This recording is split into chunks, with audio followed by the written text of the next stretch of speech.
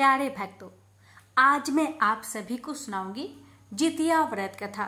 आप सभी भक्तों पर जिमुतवाहन भगवान की कृपा, जितिया माता की कृपा सदा सर्वदा बनी रहे। कथा बहुत समय पहले की बात है। किसी गांव में दो बहनें रहा करती थी। एक का नाम था सुखिया और दूसरी का नाम था दुखिया। दोनों का भाग्य उनके नाम ही जैसा था। दुखिया बहुत गरीब थी और बहुत दुखी रहती थी। सुखिया बहुत अमीर थी और हमेशा सुखी रहती थी। दोनों एक ही गांव में रहती थी।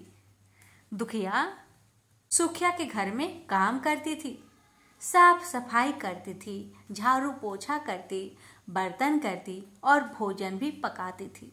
और हे भक्तों, दुखिया जो भी भोजन बनाती थी और जो बच जाता था वही भोजन सुखिया दुखिया को दे देती थी और इसी तरह दुखिया का घर भी चलता रहा। हे भक्तों, दोनों बहनों को दो दो पुत्र थे। जब जितिया का व्रत आया तो दोनों बहन जितिया का व्रत रखी। दुखिया सुखिया के घर में काम करती थी। व्रत के दिन दुखिया ने सुखिया के घर में चावल फटका, चावल को साफ किया। उससे जो खुर्दी निकला वह अपने लिए रख ली और साफ चावल सुखिया को दे दी। हे भक्तों, ये दुखिया थी, गरीब थी मगर बहुत ईमानदार थी।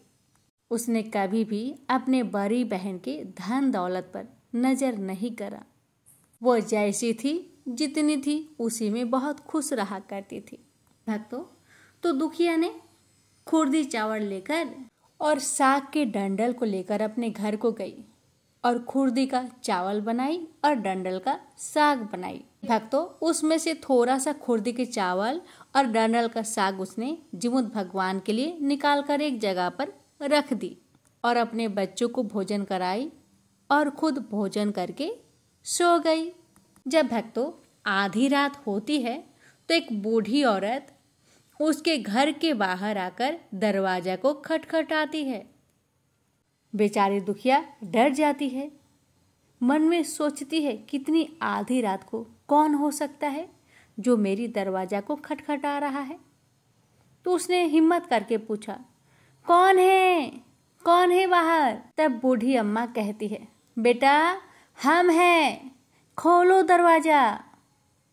तो दुखिया ने उठकर फटाक से दरवाजा खोला और पूछती है, हे माँ, आपको क्या चाहिए और इतनी रात में आप यहाँ किस लिए आई हो?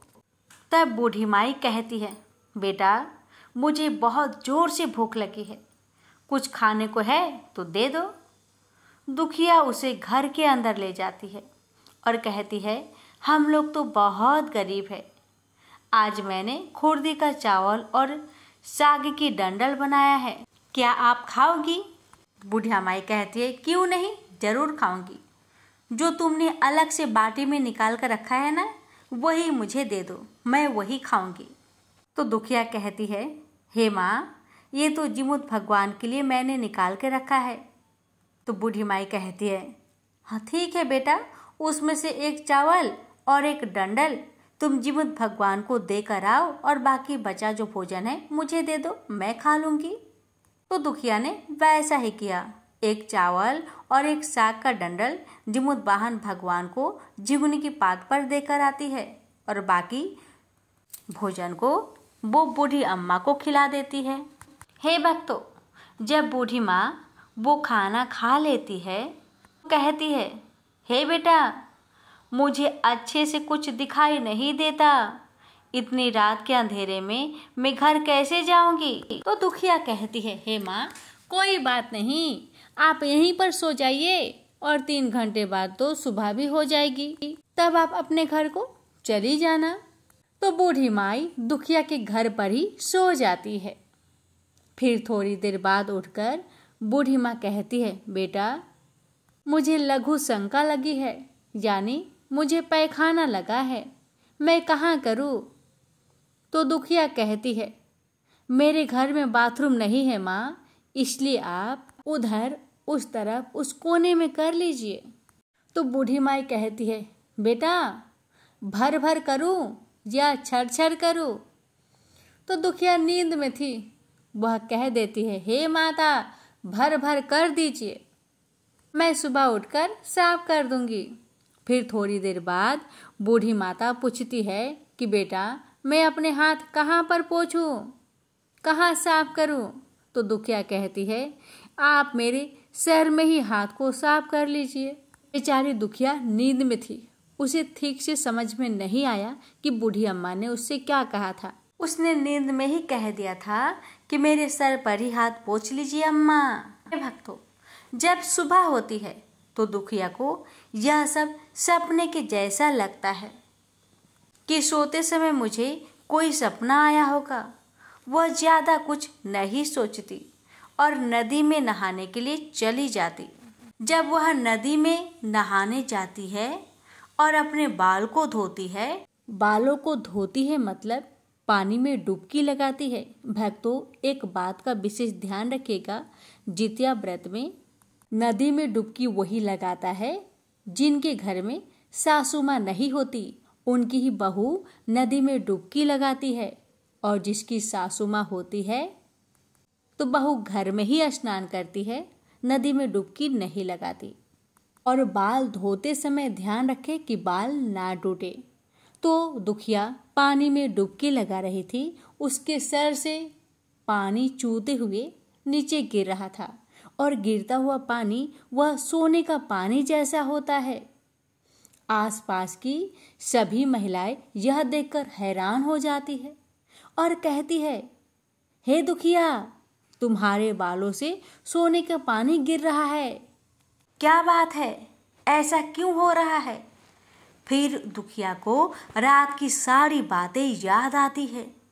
वह दौड़ी दौड़ी अपने घर की ओर भागती है, यह सोचकर कि उसका घर लघु शंका से गंदा हुआ होगा। पहले उसको साफ करना होगा, फिर तो स्नान करना होगा। भक्तों, जब दुखिया अपने घर को जाती है तो देखती है कि घर के हर कोने में ढेर सारा सोना बिखरा पड़ा होता है। यह सब देखकर दुखिया बहुत खुश हो जाती है और सोचती है कि जिमुद्वाहन भगवान की यह कृपा है, यह सब जो माता का रूप धारण करके मेरे घर आए और मुझे इतना सारा धन दौलत दे गए, अपना आशीर्वाद, अपना कृपा कर गए। भक्तों, दुखिया तो स्नान करके घर को आती है। घर के आंगन में ही बैठकर बेचारी जिमुद्वाहन भगवान का पूजन करके कथा सुन लेती है और अपने व्रत को पूर्ण करके सुबह गरम गरम भोजन से पारण करती है। हे भक्तों, अब तो जितिया व्रत के प्रभाव से दुखिया अमीर हो जाती है और सुखिया घर काम करना बंद कर देती है। दुखिया जब अपना व्रत को पूरा करती है तो अपने पुत्र से कहती है कि जाओ मौसी के घर से तराजू लेकर आओ। बेटा कहता है, माँ, तराजू किस लिए? तो दुखिया कहने लगी, बेटा देखो, जिमुद्वाहन भगवान की कृपा से हमारे घर में सोना, चांदी, हीरा, मोती भर गया है। इसी को हम नापेंगे कि कितना है। अब तो बच्चा बहुत खुशी से सुखिया मौसी के घर जाता है और कहता है, मौसी, ओ मौसी, तराजू दीजिए ना। तो मौसी पूछती है, तराजू का क्या करेगा, इसमें क्या नापेगा? तो बच्चा बोलता है, मेरे घर में बहुत सारा सोना, चांदी, हीरा, मोती है, उसी को मेरी मम्मी नापेगी। सुखिया कहती है, सोना, चांदी, हीरा, मोती, खाने के लिए तुम्हारे पास तो कुछ भी नहीं है और सोना नापोगे, मुझसे झूठ कहते हो। तो बच्चा कहता है, नहीं मौसी, मैं झूठ नहीं बोल रहा हूँ।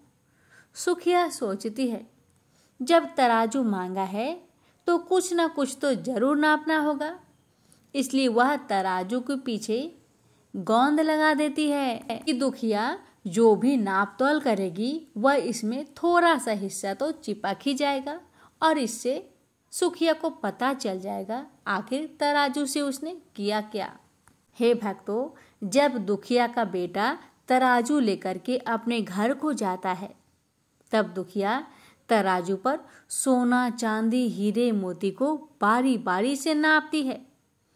जब दुखिया सोना नापती है तो सोना का छोटा सा टुकड़ा उसी तराजू में चिपक जाता है।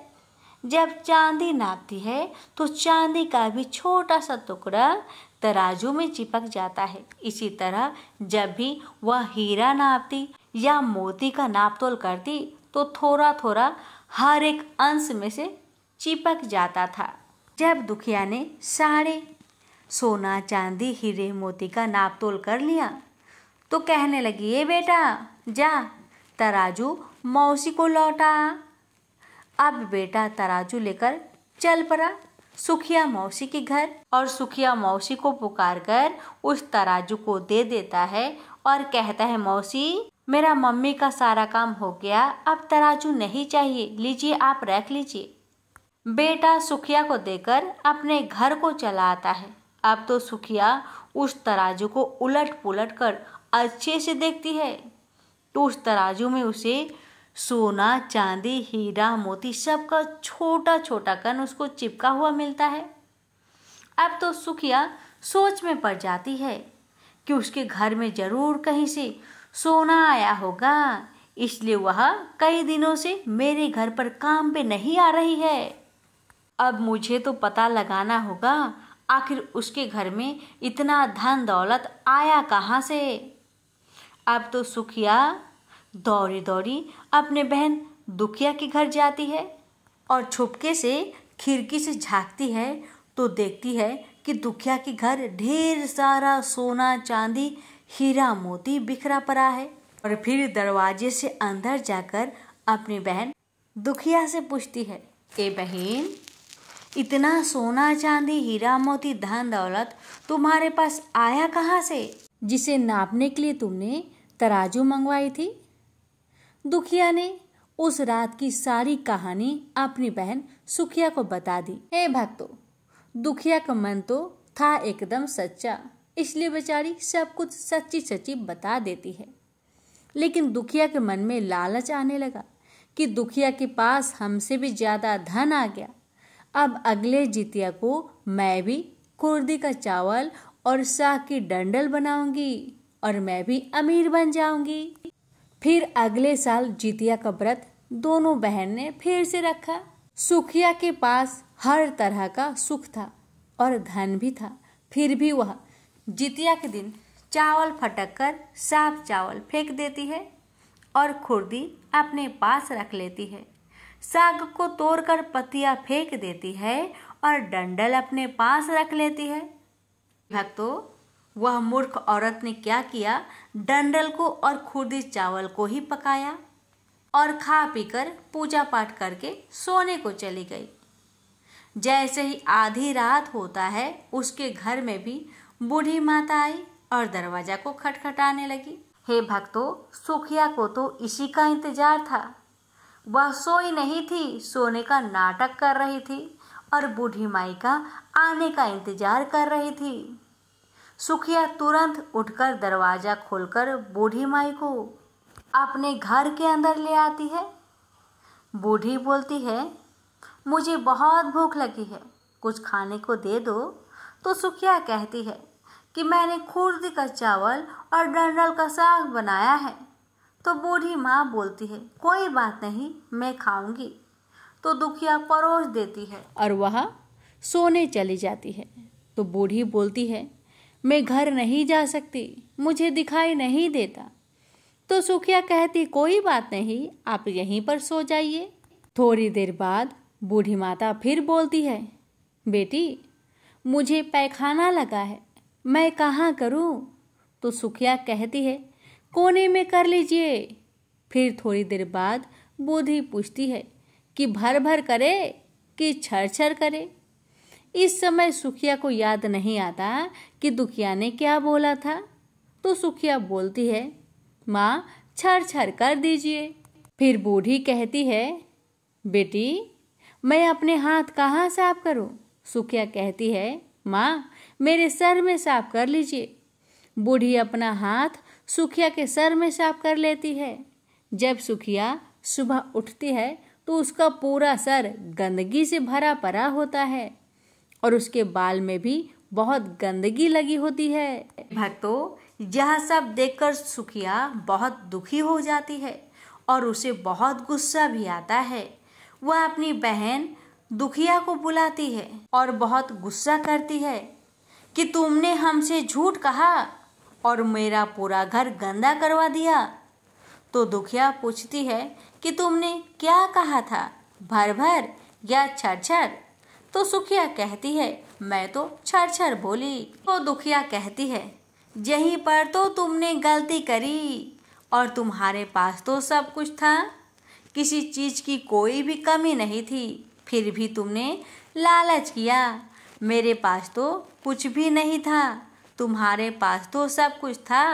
तुम्हारे घर में जिमुतवाहन भगवान भेष बदल कर आए, लेकिन फिर भी तुमने उन्हें अच्छा भोजन नहीं दिया। मेरे पास तो कुछ भी नहीं था, इसलिए मैंने उन्हें खुर्दी का चावल और डंडल का साग परोसा था। तुमने अपने घर आए भगवान का अपमान किया। सब कुछ रहते हुए भी तुमने साग के डंडल और खुर्दी चावल खिलाया। तुमने खुर्दी चावल को रखा और अच्छे चावल को फेंक दिया। और इतना ही नहीं, तुमने साग को फेंककर डंडल का साग बनाया और भगवान को परोसा। क्या तुम्हारी गलती नहीं है? बोलो, तुमने लालच नहीं किया? तुम्हारे पास क्या नहीं था? सब कुछ होते हुए भी तुमने लालच के मारे घर में आए हुए भगवान का भी अपमान किया, इसीलिए तुम्हारे साथ ऐसा हुआ। सुखिया अपनी बहन दुखिया के पैर पर पड़ के जोर जोर से रोने लगती है और कहती है, हे बहन, मुझे माफ कर दो, मुझे माफ कर दो, मैं लालच में पड़ गई थी, मुझे माफ कर दो, नहीं चाहिए मुझे धन दौलत, मुझे माफ कर दो। तो सुखिया कहती है, मुझसे माफी मांगने से क्या होगा? तुमने जिमुतवाहन भगवान का दिल दुखाया है, उनसे माफी मांगो, भगवान तुम्हारी अवश्य सुनेंगे।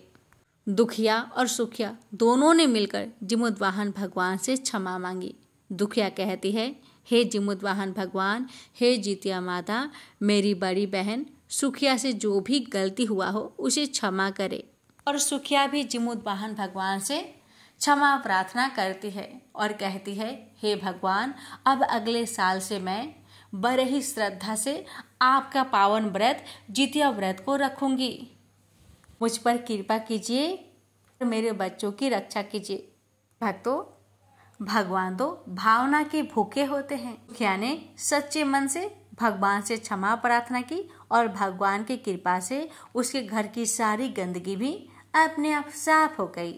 अब तो अगले साल से दोनों बहनें एक साथ मिलकर जिमुतवाहन भगवान का व्रत करने लगी। जिमुतवाहन भगवान की कृपा से, जितिया माता की कृपा से उनका जीवन सुखी से व्यतीत होने लगा। प्रेम से बोलिए जिमुतवाहन भगवान की जय, जितिया माता की जय।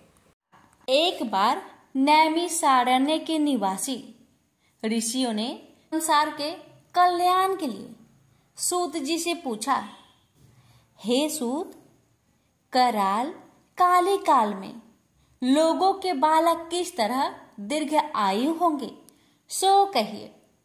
सूत जी बोले, जब द्वापर का अंत और कलयुग का आरंभ था, उसी समय बहुत सी शोकाकुल स्त्रियों ने आपस में सलाह की कि क्या इस कली में माता के जीवित रहते पुत्र मर जाएंगे।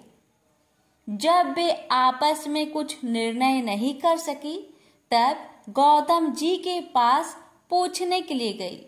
जब उनके पास पहुंची तो उस समय गौतम जी आनंद के साथ बैठे थे। उनके सामने जाकर उन्होंने मस्तक झुकाकर प्रणाम किया। तदंतर स्त्रियों ने पूछा, हे प्रभु, इस कलयुग में लोगों के पुत्र किस तरह जीवित रहेंगे? इसके लिए कोई व्रत या तप हो तो कृपा करके बतलाइए। इस तरह उनकी बात सुनकर गौतम जी बोले, आपसे मैं वही बात कहूंगा जो मैंने पहले से सुन रखी है। गौतम जी ने कहा, जब महाभारत युद्ध का अंत हो गया और द्रोण पुत्र अश्वत्थामा के द्वारा अपने बेटों को मरा देखकर सब पांडव बड़े दुखी हुए, तो पुत्र के शोक से व्याकुल होकर द्रौपदी अपने सखियों के साथ ब्राह्मण श्रेष्ठ धौम्य के पास गई और उसने धौम्य से कहा, हे विपेंद्र, कौन सा उपाय करने से बच्चे दीर्घ आयु हो सकते हैं? कृपा करके ठीक ठीक कहिए। धौम्य बोले, सतयुग में सत्य वचन बोलने वाला, सत्यचरण करने वाला समदर्शी जिमुतवाहन नामक एक राजा था। एक बार वह अपनी स्त्री के साथ अपने ससुराल गया और वहीं रहने लगा। एक दिन आधी रात के समय पुत्र के शोक से व्याकुल कोई स्त्री रोने लगी, क्योंकि वह अपने बेटे के दर्शन से निराश हो चुकी थी। उसका पुत्र मर चुका था। वह रोती हुई कहती थी, हाय, मुझ बूढ़ी माता के सामने मेरा बेटा मरा जा रहा है। उसका रुदन सुनकर राजा जिमुतवाहन का तो मानो हृदय विदीर्ण हो गया। वह तत्काल उस स्त्री के पास गए और उससे पूछा, तुम्हारा बेटा कैसे मरा है? बूढ़ी ने कहा, जरूर प्रतिदिन आकर गांव के लड़कों को खा जाता है। इस पर दयालु राजा ने कहा, माता, अब तुम रो मत, आनंद से बैठो, मैं तुम्हारे बच्चे को बचाने का यत्न करता हूँ। ऐसा कहकर राजा उस स्थान पर गया जहाँ गरुड़ आकर प्रतिदिन मांस खाया करता था। उसी समय गरुड़ भी उस पर टूट पड़ा और राजा के शरीर का मांस खाने लगा। जब अतिशय तेजस्वी गरुड़ ने राजा का बायां अंग खा लिया, तो झटपट राजा ने अपना दाहिना अंग फेरकर गरुड़ के सामने कर दिया। यह देखकर गरुड़ जी ने कहा, देव योनियों में तुम कौन हो? तुम मनुष्य तो नहीं जान पाते। अच्छा, अपना नाम, जन्म और कुल बताओ। पीड़ा से व्याकुल मन वाले राजा ने कहा, हे पक्षीराज, इस तरह के प्रश्न करना व्यर्थ है। तुम अपनी इच्छा भर मेरा मांस खाओ। यह सुनकर गरुड़ रुक गए और बड़े आदर से राजा के जन्म और कुल की बात पूछने लगे।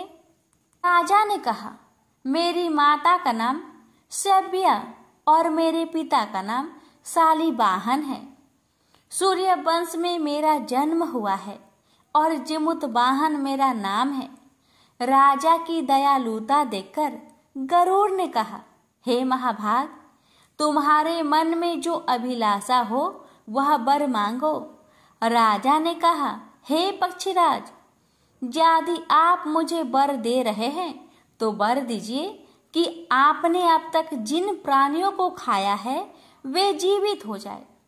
हे स्वामीन, अब से आप जहाँ बालकों को न खाए और कोई ऐसा उपाय करे जो जहाँ उत्पन्न हो वे लोग बहुत दिनों तक जीवित रहे। धौम्य ने कहा कि पक्षीराज गरुड़ राजा को वरदान देकर स्वयं अमृत लेने के लिए नागलोक चले गए। वहां से अमृत लाकर उन्होंने उन मरे मनुष्य के हड्डियों पर बरसाया। ऐसा करने से सब लोग जीवित हो गए जिनको कि पहले गरुड़ ने खाया था। राजा के त्याग और गरुड़ की कृपा से वहां बालों का बहुत कष्ट दूर हो गया। उस समय राजा के शरीर की शोभा दूनी हो गई थी। राजा की दयालुता देखकर गरुड़ ने फिर कहा, मैं संसार के कल्याणार्थ एक और वरदान दूंगा। आज आश्विन कृष्ण सप्तमी से रहित शुभ अष्टमी तिथि है। आज ही तुमने यहाँ की प्रजा को जीवन दान दिया है। हे वत्स, अब से यह दिन ब्रह्म भाव हो गया है, जो मूर्ति भेद से विविध नामों से विख्यात है। वहीं त्रिलोक्य से पूजित दुर्गा अमृत प्राप्त करने के अर्थ में जीवित पुत्रिका कहलाई है। सो इस तिथि को जो स्त्रियां उस जीवित पुत्रिका की और कुश की आकृति बनाकर तुम्हारी पूजा करेगी तो दिनों दिन उनका सौभाग्य बढ़ेगा और वंश की भी बढ़ती होती रहेगी। हे महाभाग, इस विषय में विचार करने की भी आवश्यकता नहीं है। हे राजन, सप्तमी से रहित और उदया तिथि की अष्टमी को व्रत करे, यानी सप्तमी विध अष्टमी जिस दिन हो उस दिन व्रत न कर शुद्ध अष्टमी को व्रत करे और नवमी में पारण करे। यदि इस पर ध्यान न दिया गया तो फल नष्ट ही हो जाएगा और सौभाग्य तो अवश्य नष्ट हो ही जाएगा। जिमुतवाहन को इस तरह का वरदान देकर और बैकुंठ धाम को चले गए और राजा भी अपनी पत्नी के साथ अपने नगर को वापस चले गए। धौम्य द्रौपदी से कहते हैं, हे देवी, मैंने यह अतिशय दुर्लभ व्रत तुमको बताया है। इस व्रत को करने से बच्चे दीर्घ आयु होते हैं। हे देवी, तुम भी पूर्वोक्त विधि से यह व्रत और दुर्गा जी का पूजन करो तो तुम्हें अभिलाषित फल की प्राप्ति होगी। निराज धौम्य की बात सुनकर द्रौपदी के हृदय में एक प्रकार का कौतूहल उत्पन्न हुआ और पूर्ववासिनी स्त्रियों को बुलाकर उनके साथ यह उत्तम व्रत किया। गौतम ने कहा, यह व्रत और इसके प्रभाव को किसी एक चिल्ही ने सुन लिया और अपनी सखी सियाड़िन को बतलाया। इसके बाद पीपल वृक्ष की शाखा पर बैठकर वह चिल्ही ने और उस वृक्ष के खोते में बैठकर सियाड़िन ने भी व्रत किया। फिर वही चिल्ही किसी उत्तम ब्राह्मण के मुख से यह कथा सुनाई और पीपल के खोते में बैठी हुई अपनी सखी को सुनाया। सियाड़िन ने आधी कथा सुनी थी कि उसे भूख लग गई और वह उसी समय शव से भरे हुए शमशान में पहुंची। वहां उसने इच्छा भर मांस का भोजन किया और चिल्ही बिना कुछ खाए पिए रह गई और सवेरा हो गया। सवेरे वह गौशाले में गई और वहां गौ का दूध पिया। इस तरह नवमी को उसने पारण किया। कुछ दिनों के बाद दोनों मर गई और अयोध्या में किसी धनी व्यापारी के घर में जन्मी और संयोग से दोनों का जन्म एक ही घर में हुआ, जिसमें सियाड़िन ज्येष्ठ हुई और चिल्ही छोटी। वे दोनों सभी शुभ लक्षणों से युक्त थी, इसलिए बड़ी लड़की काशीराज के और छोटी उसके मंत्री के साथ ग्रह पत्नी अग्नि के सामने विधि पूर्वक ब्याही गई। पूर्व जन्म के कर्म फल से वह मृग नयनी रानी हुई। जिस किसी भी संतान को उत्पन्न करती वह मर जाती थी और पूर्व जन्म की बातों को स्मरण करने वाली मंत्री की पत्नी ने अष्ट वसुओं के सदृश तेजस्वी 8 बेटे उत्पन्न किए और सभी जीवित रह गए। अपनी बहन के पुत्रों को जीवित देखकर ईर्ष्यावश राजपत्नी ने अपने स्वामी से कहा कि यदि तुम मुझे जीवित रखना चाहते हो तो इस मंत्री के भी पुत्र को उसी जगह भेज दो जहां मेरे बेटे गए हैं, अर्थात इन्हें मार डालो। यह सुनकर राजा ने उस मंत्री के पुत्र को मारने के लिए कई प्रकार के उद्योग किए, पर मंत्री पत्नी ने जीवित पुत्रिका के पुण्य बल से बचा लिया। एक दिन राजा ने अपने आदमियों से उन पुत्रों का सिर कटवाकर पिटारी में रखवाया और वह पिटारी उनकी माता यानी कि मंत्री की पत्नी के पास भेज दिया, किंतु वे 8 सिर बेशकीमती ज्वारत हो गए और भले चंगे वे 8 लड़के अपनी माता के पास वापस चले गए। उनको जीवित देखकर राजपत्नी को बड़ा विस्मय हुआ। अंत में वह मंत्री की पत्नी के पास आई और उसने पूछा, बहन, तुमने कौन सा ऐसा पुण्य किया है जिससे बार बार मारे जाने पर भी तुम्हारे बेटे नहीं मरते? इस पर मंत्री की पत्नी ने कहा, पूर्व जन्म में मैं चिल्ली थी और तुम सियारिन, दोनों ने व्रत किया था। तुमने व्रत के नियमों का भली भांति पालन नहीं किया था और मैंने किया था। इसी दोष से हे बहन तुम्हारे बेटे नहीं जीते। ओ राजरानी, अब भी तुम उस जीवित पुत्र का व्रत को करो तो तुम्हारे बेटे दीर्घायु होंगे। मैं तुमसे सच सच कह रही हूँ। उसके कथा अनुसार रानी ने व्रत किया, तभी से उसके कई बेटे सुंदर और दीर्घायु होकर बड़े बड़े राजा हुए। सूत जी कहते हैं कि सब प्रकार का आनंद देने वाला मैंने यह दिव्य व्रत बतलाया। स्त्रियां चिरंजीवी संतान चाहती हो तो विधि पूर्वक यह व्रत करे। प्रेम से बोलिए जिमुतवाहन भगवान की जय, विष्णु भगवान की जय।